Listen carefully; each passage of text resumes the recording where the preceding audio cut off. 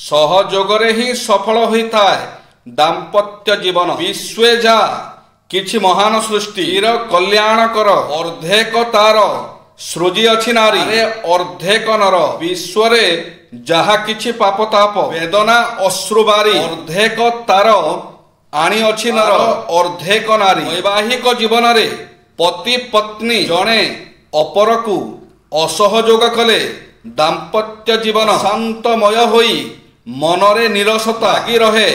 मन सहित मन, भाव सहित भाव, कांध सहित कांध, हाथ सहित हाथ मिसेई सहयोग मनोभाव नहीं कर्तव्य लागे पड़िबा उचित। पति पत्नीर ओ पत्नी पतिंकर व्यक्तिगत रुचि पसंद ओ दक्षता को प्रशंसा करी प्रगति निमंते जत संभव आय मनोवाक्य रे सहयोग करबा आवश्यक। दुहिं को मानसिक शारीरिक आर्थिक पारिवारिक सहयोग देई परिवार गढ़िबा संभव। संतान संततिंक लालन पालन पठन ओ भविष्यत गठन दिगरे दुहे समधर्मी मन नहीं सहयोगी हेबा जरूरी। पति पत्नी जणे अपरकु घरर आसबाब पत्र किणिबारे बा मार्केटिंग करिबारे सहयोग देबा वांछनीय।